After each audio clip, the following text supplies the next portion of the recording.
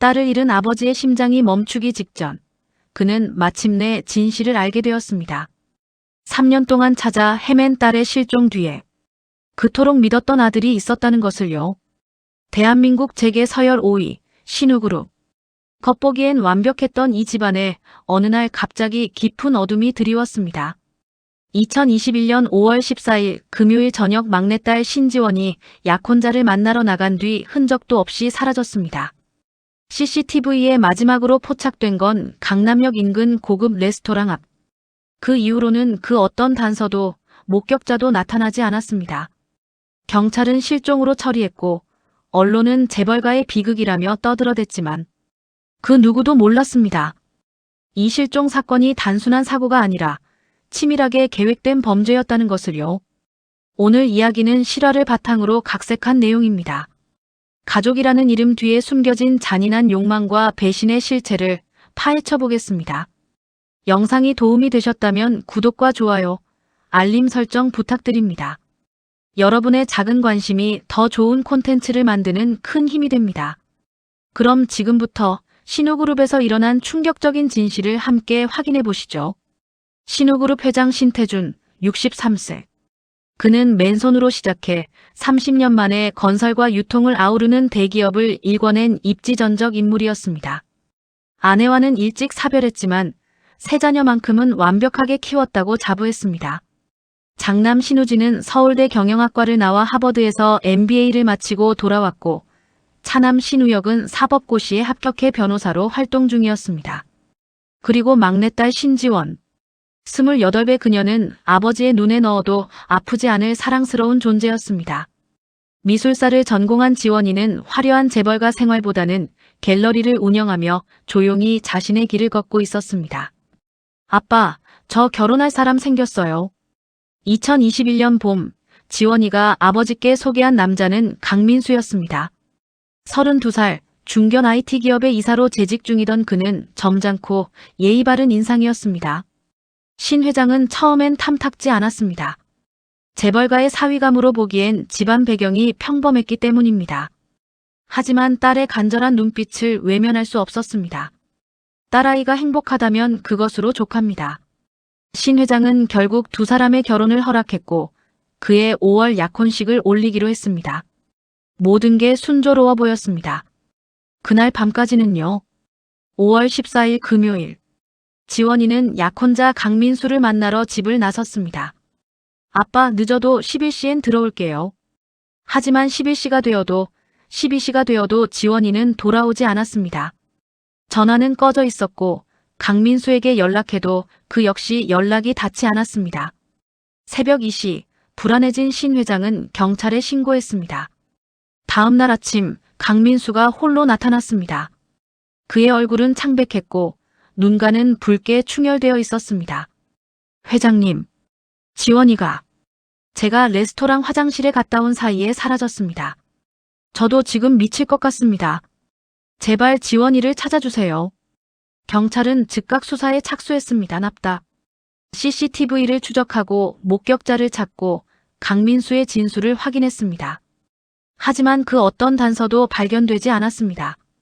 지원이는 마치 공기 중으로 증발해버린 것처럼 흔적도 없이 사라졌습니다. 신 회장은 사람을 총동원했습니다. 사설 탐정, 실종자 전문 수사관, 심지어 무당까지 찾아다녔습니다. 현상금 10억 원을 걸고 전국에 전단지를 뿌렸습니다. 하지만 아무런 소용이 없었습니다. 그렇게 한 달이 지나고 두 달이 지나고 석 달이 지났습니다. 신 회장의 건강은 급격히 악화되었습니다. 불면증과 우울증에 시달리던 그는 결국 뇌졸중으로 쓰러져 병원 신세를 지게 되었습니다. 의사는 말했습니다. 극심한 스트레스로 인한 뇌출혈입니다. 지금 당장은 생명에 지장이 없지만 언제든 재발할 수 있습니다. 절대 안정이 필요합니다. 완벽했던 재벌가는 그렇게 조용히 무너지기 시작했습니다. 신 회장이 병상에 누운 사이 회사의 실권은 자연스럽게 장남 신우진에게 넘어갔습니다. 36의 우진은 누가 봐도 능력 있는 경영자였습니다. 냉철한 판단력과 추진력으로 무너져가는 회사를 안정시켰고 주주들의 신뢰를 얻으며 차기 회장으로 내정되었습니다. 표면적으로는 책임감 있는 장남의 모습이었습니다.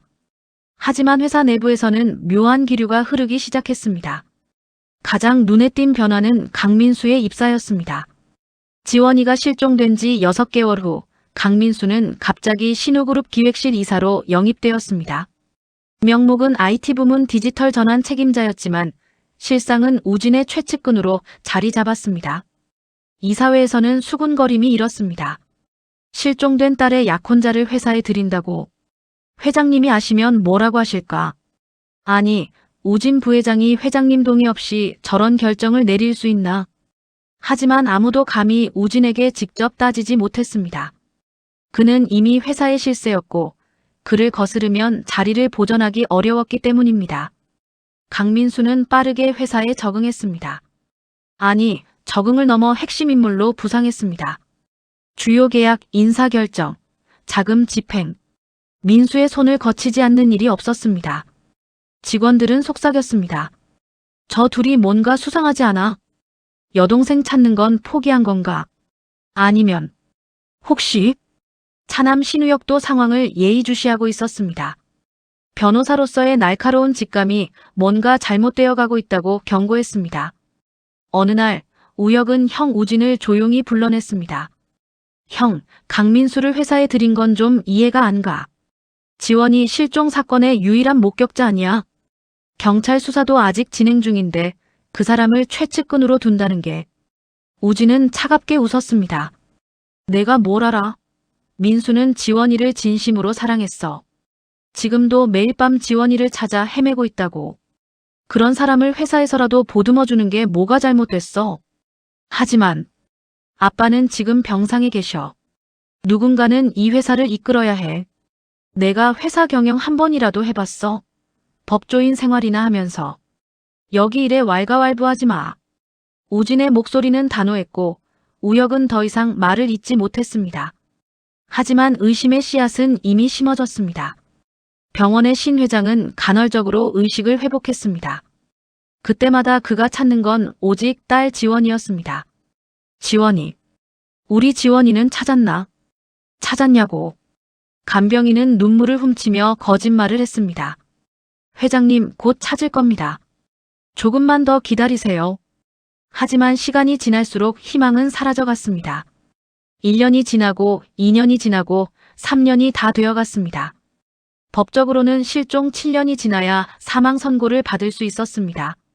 하지만 가족들의 마음속에서 지원이는 이미 죽은 사람 취급을 받고 있었습니다. 이사회에서는 노골적으로 상속 문제가 거론되었습니다. 회장님의 건강이 좋지 않으니 상속 계획을 명확히 해두는 게. 장남인 우진 부회장이 대부분의 지분을 승계하는 게 맞겠죠. 그런데 막내 따님 몫은 어떻게 하나요? 아직 사망 선고가. 우진이 조용히 말했습니다. 동생 몫은 제가 신탁 형태로 관리하겠습니다. 정말 만약에 동생이 돌아온다면 그때 돌려주면 되겠죠. 그의 목소리는 침착했지만 눈빛은 묘하게 차가웠습니다. 그날 밤 강민수는 우진과 단둘이 고급바에서 술을 마셨습니다. 수고했어, 민수야. 내 덕분에 일이 순조롭게 진행되고 있어. 당연한 일을 했을 뿐입니다, 부회장님. 우리 이제 곧 끝이 보여. 조금만 더 참자. 두 사람은 잔을 부딪혔습니다. 그 소리는 마치 누군가의 무덤 위에서 울리는 종소리처럼 섬뜩했습니다. 2024년 4월, 지원이가 실종된 지 정확히 3년째 되던 날, 신 회장의 병실로 택배 하나가 배달되었습니다. 발신인 불명. 내용물은 A사 용지 한 묶음이었습니다. 간병인이 무심코 봉투를 열었다가 얼굴이 새하얗게 질렸습니다. 그 안에는 충격적인 내용이 담겨 있었습니다. 강민수와 신우진의 비밀 계좌 거래 내역, 지원이 실종 당일 밤의 상세한 위치 추적 기록, 두 사람의 녹취록, 그리고 지원이의 사망을 암시하는 문서들. 간병인은 곧바로 우혁 변호사에게 연락했습니다. 선생님, 당장 병원으로 오셔야 합니다. 큰일 났습니다. 우혁이 병원에 도착했을 때 신 회장은 침대에 앉아 서류를 응시하고 있었습니다. 그의 손은 바들바들 떨리고 있었고 눈에서는 눈물이 흘러내리고 있었습니다. 아버지, 신 회장은 떨리는 손으로 서류를 우혁에게 건넸습니다. 읽어봐라. 우진이가. 우혁이 서류를 읽어내려가는 동안 그의 얼굴도 점점 굳어졌습니다. 첫 번째 문서는 강민수와 신우진의 비밀 계좌 거래 내역이었습니다. 지원이 실종 3개월 전부터 우진의 비자금 계좌에서 강민수 명의의 해외 계좌로 수차례에 걸쳐 총 50억 원이 이체되어 있었습니다. 두 번째는 지원이 실종 당일의 GPS 추적 기록이었습니다. 강민수의 휴대폰 위치 기록을 분석한 자료였는데 그는 지원이와 함께 강남역 레스토랑에 간 것이 아니라 경기도 외곽의 한 폐공장에 있었던 것으로 나타났습니다. 세 번째는 가장 충격적이었습니다. 강민수와 우진의 통화 녹취록이었습니다. 2021년 5월 14일 오후 10시 32분. 우진 끝났어. 민수네. 끝났습니다. 우진 확실해. 민수. 예. 이제 아무도 찾을 수 없을 겁니다. 우진 잘했어. 약속한 돈은 입금해 줄게. 그리고 회사 들어오는 것도. 민수 감사합니다, 형님. 우진 형님이라고 부르지 마. 우린 남이야. 그저 같은 목표를 가진 동료일 뿐이지. 우혁의 손에서 서류가 떨어졌습니다. 이게 무슨... 신 회장은 흐느끼기 시작했습니다. 60평생 단 한 번도 눈물을 보인 적 없던 강철 같은 남자가 아이처럼 울고 있었습니다. 내가 뭘 잘못한 거냐? 아들을 너무 믿었던 게 죄냐? 지원이를, 내 딸을 지켜주지 못한 내가 죄인이다. 우혁은 아버지를 부둥켜 안고 함께 울었습니다. 하지만 울고만 있을 수는 없었습니다. 우혁은 곧바로 변호사로서의 냉철함을 되찾았습니다. 아버지, 일단 진정하세요. 제가 확인해 보겠습니다. 이 서류들이 진짜인지 조작된 건지 먼저 검증해야 합니다. 우혁은 믿을 만한 디지털 포렌식 전문가에게 자료를 넘겼습니다.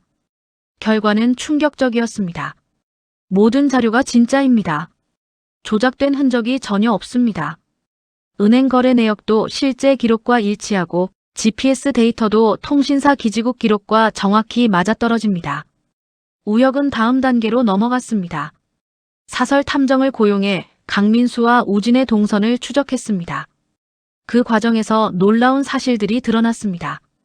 강민수는 지원이와 만나기 6개월 전부터 이미 우진과 알고 지내던 사이였습니다. 우진이 운영하던 비밀 투자 모임에서 만난 것으로 확인되었습니다. 그리고 강민수가 지원이에게 접근한 것도 우연이 아니었습니다. 지원이가 운영하던 갤러리에 의도적으로 찾아가 호감을 샀고 6개월 동안 계획적으로 관계를 발전시켰습니다. 한 갤러리 직원의 증언이었습니다. 강민수 씨가 처음 왔을 때부터 뭔가 이상했어요. 미술에 관심이 있는 것처럼 행동했지만 눈빛은 그림이 아니라 원장님만 쫓아다녔거든요. 마치 임무를 수행하는 것처럼 모든 퍼즐 조각이 맞춰졌습니다. 신우진은 아버지의 재산을 독차지하기 위해 동생 지원이를 제거하기로 결심했고 강민수를 사주해 지원이에게 접근하게 했습니다. 그리고 약혼이라는 명분을 만들어 지원이를 밖으로 유인한 뒤 우혁은 더 이상 상상하고 싶지 않았습니다. 하지만 가장 큰 의문은 따로 있었습니다. 도대체 누가 이 모든 증거를 수집해서 보낸 것일까? 봉투에는 한 줄의 메시지가 더 있었습니다.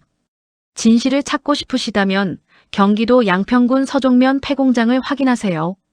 우혁은 즉시 경찰에 제보했습니다. 하지만 문제가 있었습니다. 3년이 지난 시점에서 익명의 제보만으로 수사를 재개하기는 어렵다는 것이었습니다. 게다가 신우진은 이미 재계의 실세였고 정치권과도 깊은 유착 관계를 맺고 있었습니다. 담당 형사는 난처한 표정으로 말했습니다. 변호사님, 심정은 이해합니다만 이 정도 자료로는 영장을 받기 어렵습니다. 게다가 상대가 누군지 아시잖아요. 우혁은 이를 악물었습니다. 법이 정의를 실현하지 못한다면 다른 방법을 찾아야 했습니다. 그는 직접 양평의 폐공장으로 향했습니다. 사설 탐정과 포렌식 전문가를 대동하고 밤을 틈타 조사를 시작했습니다. 폐공장은 오래전에 문을 닫은 섬유 공장이었습니다. 을씨년스러운 건물 안은 먼지와 거미줄로 뒤덮여 있었습니다.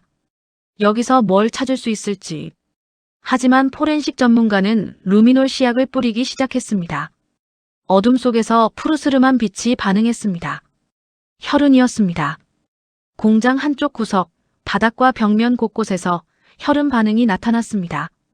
3년이 지난 지금도 흔적은 남아 있었습니다. 이 정도 양이면 상당한 출혈이 있었다는 뜻입니다. 우혁은 무너져 내리듯 바닥에 주저앉았습니다. 지원이가 여기서, 이곳에서 마지막 순간을 맞이했구나. 분노와 슬픔이 동시에 밀려왔습니다. 사설 탐정이 조심스럽게 물었습니다. 변호사님, 이제 어떻게 하시겠습니까? 우혁은 천천히 일어섰습니다. 그의 눈빛은 달라져 있었습니다. 증거를 확보하겠습니다. 형이, 아니, 신우진이 절대 빠져나갈 수 없도록. 다음 날, 우혁은 현장의 혈흔 샘플을 채취해 DNA 분석을 의뢰했습니다. 결과는 2주 후에 나왔습니다. 지원이의 혈액형과 일치했습니다. 우혁은 이 증거를 들고 다시 경찰을 찾아갔습니다. 이번에는 검찰도 함께 움직였습니다. 현장에서 발견된 혈흔, GPS 기록, 통화 녹취록, 금융거래 내역. 모든 증거가 한 방향을 가리키고 있었습니다. 마침내 영장이 발부되었습니다. 2024년 5월 14일, 지원이가 실종된 지 정확히 3년째 되는 날, 검찰은 신우진과 강민수를 동시에 체포했습니다. 혐의는 살인, 사체 유기, 사기, 배임 등이었습니다. 회사 앞에 모인 기자들이 플래시를 터뜨렸습니다. 신우진 부회장, 동생을 살해했다는 게 사실입니까? 강민수 이사, 약혼자를 배신한 이유가 뭡니까? 돈 때문에 사람을 죽였습니까? 수갑이 채워진 우진은 고개를 푹 숙인 채 아무 말도 하지 않았습니다. 하지만 강민수는 달랐습니다. 저는 억울합니다. 신우진 부회장이 시킨 겁니다. 제가 직접 손을 댄 건 아닙니다. 그 순간 우진이 처음으로 고개를 들었습니다. 그의 눈빛은 차갑고 날카로웠습니다. 닥쳐. 내가 먼저 제안했잖아. 뭐라고요? 부회장님이 50억을 주겠다고 했잖아요. 증거나 대봐. 두 사람은 서로를 향해 독을 뿜기 시작했습니다. 범죄자들의 전형적인 모습이었습니다. 함께 죄를 저지를 땐 한편이었지만 막상 잡히고 나니 서로를 배신하는. 병원에서 이 소식을 들은 신 회장은 말없이 눈물을 흘렸습니다. 지원아, 미안하다. 아빠가 늦었구나. 너무 늦게 진실을 알았구나. 우혁이 아버지의 손을 꼭 잡았습니다. 아버지, 이제 형과 강민수는 법의 심판을 받을 겁니다. 지원이만큼은 꼭 찾아오겠습니다. 하지만 가장 큰 문제가 남아 있었습니다. 지원이의 시신은 아직 발견되지 않았다는 것입니다. 신문 과정에서 강민수가 실토했습니다. 우진 부회장이 시신은 제가 처리하라고 했습니다. 저는 화장해서 강에 뿌렸습니다. 거짓말인지 진실인지 알 수 없었습니다. 강민수는 자신의 죄를 줄이기 위해 무엇이든 말할 수 있었습니다. 수사는 계속되었고 증거는 쌓여갔습니다. 재판은 사회적으로 큰 파장을 일으켰습니다. 재벌 형제의 비극, 돈이 만든 괴물, 상속을 위한 살인. 언론은 연일 이 사건을 다뤘고 여론은 들끓었습니다. 특히 강민수의 행적이 공개되면서 사람들은 경악했습니다. 순진한 여성에게 사랑하는 척 접근해 약혼까지 한 뒤 차가운 폐공장으로 유인해 살해했다는 사실에 저런 인간이 어떻게 사람 얼굴을 하고 3년이나 버틸 수 있었을까? 재판이 진행되는 동안 또 한 가지 진실이 밝혀졌습니다. 익명으로 증거를 보낸 사람의 정체였습니다. 그는 신우진의 비서실장으로 일했던 김석환이었습니다. 10년 넘게 우진을 보좌했던 그는 어느 순간부터 우진의 진짜 모습을 알게 되었습니다. 지원이 실종 직후 우진이 민수와 나눈 통화를 우연히 엿들었고 이후 2년 넘게 은밀히 증거를 수집했습니다. 저는 양심이 있는 사람입니다. 돈을 위해 동생을 죽인 괴물을 더 이상 섬길 수 없었습니다. 하지만 제가 직접 신고하면 회장님께서 충격을 받으실까봐 익명으로 증거를 보내는 것이 최선이라고 판단했습니다. 김석환의 용기 있는 증언은 재판의 흐름을 결정지었습니다.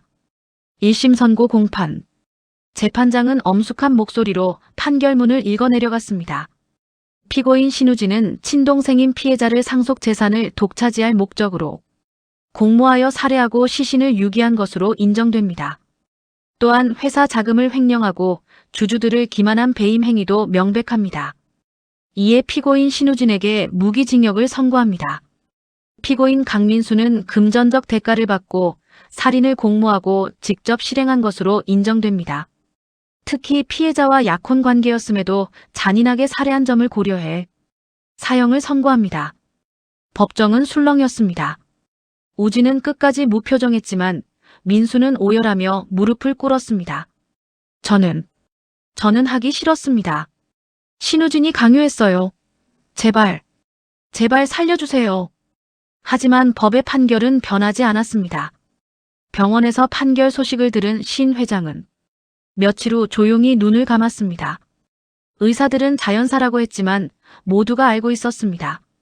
그는 딸을 잃은 슬픔과 아들에 대한 배신감을 견디지 못했다는 것을요. 장례식장은 조문객들로 가득했지만 정작 장남 신우진은 교도소에 있어 마지막 가는 길조차 배웅하지 못했습니다. 우혁은 홀로 아버지와 동생의 합동영정 앞에 섰습니다. 아버지, 지원아. 이제 편히 쉬세요. 형은 마땅한 대가를 치르고 있습니다. 하지만 이야기는 여기서 끝나지 않았습니다. 지원이의 시신은 끝내 발견되지 않았지만 우혁은 포기하지 않고 수소문을 계속했습니다.